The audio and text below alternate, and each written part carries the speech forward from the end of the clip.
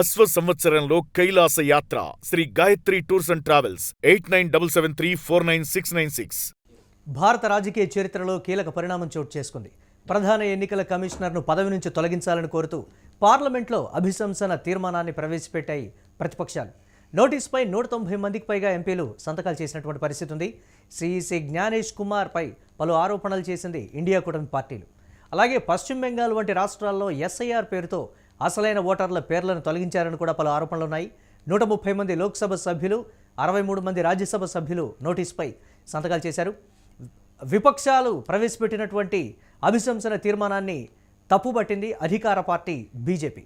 దీనిపై మరిన్ని అప్డేట్స్ మా కరెస్పాండెంట్ కిరణ్ అందిస్తారు. కిరణ్, సిఈసి జ్ఞానేష్ కుమార్ మీద అభిశంసన తీర్మానానికి సంబంధించి ఏంటి కీలక పరిణామం? గతంలో ఇటువంటి పరిణామాలు చాలా అరుదుగా వచ్చినటువంటి పరిస్థితి. అప్పుడు వచ్చినప్పుడు కూడా అప్పుడు ఉన్నటువంటి పరిస్థితులు వేరు, ప్రస్తుతం ఉన్నటువంటి పరిస్థితులు వేరు. ఏంటి, ఏ విధంగా చూడాలి ఈ రాజకీయ కోణాన్ని?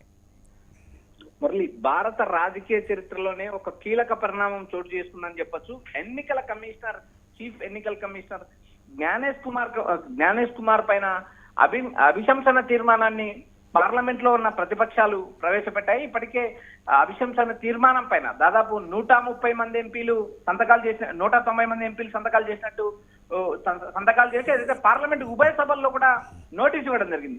ఏకంగా 130 మంది లోక్సభ సభ్యులతో పాటు 63 మంది రాజ్యసభ సభ్యులు కూడా ఈ తీర్మానం పైన సంతకం చేశారు. అటు లోక్సభలోను ఇటు రాజ్యసభలోను 100 మంది సభ్యులు సంతకం చేయాలి నోటీస్ పైన. అది నోటీస్ మూవ్ కావాలంటే రాజ్యసభలో 50 మంది, లోక్సభలో 50 మంది ఖచ్చితంగా సంతకాలు సంతకం పెడితేనే ఈ అభిశంసన తీర్మానం మూవ్ అవుతుంది. ఏదైతే పార్లమెంట్ లో ప్రివిలేజ్ లో మోషన్ మూవ్ కావాలంటే మినిమం 100 మంది అటు లోక్సభ రాజ్యసభ సభ్యులు కలిపి సంతకం చేయాలి. అయితే ఈ నోటీస్ పైన దాదాపు 190 మంది ఎంపీలు సంతకాలు చేశారు. 2 సభల్లో కూడా నోటీస్ ఇవ్వడం జరిగింది. అయితే రాబోయే రోజుల్లో పార్లమెంట్ సమావేశాల్లో ఈ తీర్మానం పైన చర్చ జరిగే అవకాశం ఉంది. అయితే ఇక్కడ ప్రధానంగా శేషన్ ఎన్నికల కమిషనర్ గా ఉన్నప్పుడు మాత్రమే ఇలాంటి తీర్మానం వచ్చింది. తర్వాత జరిగిన రాజకీయ పరిణామాల్లో భాగంగా ఎన్నికల కమిషనర్ పైన కానీ, లోక్సభ స్పీకర్ పైన కానీ అవిశ్వాస తీర్మానం పెట్టిన పరిస్థితి లేదు. కేవలం అటు లోక్సభ స్పీకర్, ఇటు ఎన్నికల కమిషనర్ పక్షపాతంగా వ్యవహరిస్తున్నారు, ఒక పార్టీకి అనుకూలంగా వ్యవహరిస్తున్నారు అనే కోణంలోనే ప్రాంతీయ పార్టీలతో పాటు జాతీయ పార్టీ కాంగ్రెస్ పార్టీతో పాటు మిగిలిన ప్రతిపక్షాలు, ఇండియా కూటమికి సంబంధించిన అన్ని పార్టీలు ఈ మోషన్ పైన సంతకం పెట్టాయి. ఎన్నికల కమిషనరు ఏకపక్షంగా వ్యవహరిస్తున్నారు, ఎన్నికల కమిషనరు ఓట్ల తొలగింపు, వెస్ట్ బెంగాల్లో ఏదైతే స్పెషల్ ఇన్సెంటివ్ రివిజన్ కింద భారీ స్థాయిలో 50 లక్షల ఓట్లు తొలగించారంటూ మమతా బెనర్జీ ఇప్పటికే ఎన్నికల కమిషన్ ముందు ధర్నా చేసింది. ఏదైతే వెస్ట్ బెంగాల్ ఎన్నికల కమిషన్ ముందు ధర్నా చేసింది. ఏకంగా సుప్రీంకోర్టులో కేసేసింది. స్వయంగా సుప్రీంకోర్టులో తన వాదనలు తానే మమతా బెనర్జీ వినిపించిన పరిస్థితి ఉంది. ఎందుకంటే ఎన్నికల కమిషనరు పక్షపాతంగా, కక్షపూరితంగా కేవలం ప్రతిపక్ష పార్టీల ఏదైతే అధికార పార్టీ బెంగాల్లో ఉన్న అధికార పార్టీ ఓటు తొలగించారు. దీని వెనక బీజేపీ ఉంది. ఎన్నికల కమిషనర్ బీజేపీ ఏజెంట్ అంటూ ఇప్పటికే అటు రాహుల్ గాంధీ కావచ్చు, మిగిలిన ప్రతిపక్షాలు కావచ్చు, నేరుగా పార్లమెంట్ లోనే కాకుండా బయట కూడా విమర్శలు చేసిన నేపథ్యం ఉంది. ఏదైతే ఓట్ల తొలగింపు కానీ ఎన్నికల కమిషనర్ అండతోనే బీజేపీ ఎన్నికల్లో విజయం సాధిస్తుంది అంటూ నేరుగా ప్రతిపక్షాలు ఆరోపిస్తున్నాయి. ఒక ఎన్నికల కమిషనర్ విషయంలో ఇంత తీవ్ర ఆరోపణలు వచ్చిన పరిస్థితి గతంలో లేదు. ఎన్నికల కమిషనర్ నియమావళిలో కూడా 3 ఎన్నికల కమిషనర్ నియమించాల్సి ఉంటుంది. ఒక ప్రధాన ఎన్నికల కమిషనర్ తో పాటు 2 సాధారణ ఎన్నికల కమిషనర్లు ఉంటారు. అలాంటి పరిస్థితిని ఈ మోడీ అధికారంలోకి వచ్చిన తర్వాత 2019లో ఏకంగా ఎన్నికల కమిషనర్, సింగిల్ ఎన్నికల కమిషనర్ కొనసాగించిన నేపథ్యం ఉంది. మరో ఇద్దరు రాజీనామా చేసిన పరిస్థితి ఉంది. అయితే తర్వాత జరిగిన చట్టంలో మార్పులు తీసుకురావడం జరిగింది. ఒక ఎన్నికల కమిషనరే కంటిన్యూ అయిన పరిస్థితి ఉంది. ఇలాంటి పరిస్థితుల్లో ఏదైతే ఒక ఎన్నికల కమిషనర్ ఆడిందే ఆట పాడిందే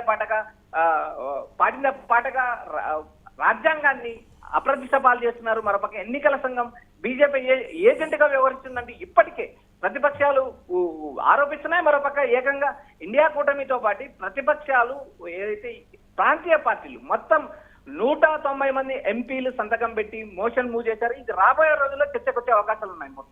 ఏ విధంగా ఉండబోతుందంటారు దీనికి సంబంధించి? అంటే గతంలో ఎప్పుడూ లేనటువంటి పరిణామంగా కూడా దీన్ని చెప్తూ ఉన్నటువంటి పరిస్థితి. అంటే ప్రస్తుతం ఉన్నటువంటి రాజకీయ పరిస్థితులు వేరు, ఇప్పుడు వచ్చినటువంటి ఈ పరిస్థితికి సంబంధించి ఏ విధంగా ఉంటుందంటారు? మురళి, ఇక్కడ ప్రధానంగా ఎన్నికల కమిషనర్ పైన 7 ఆరోపణలు చేశారు.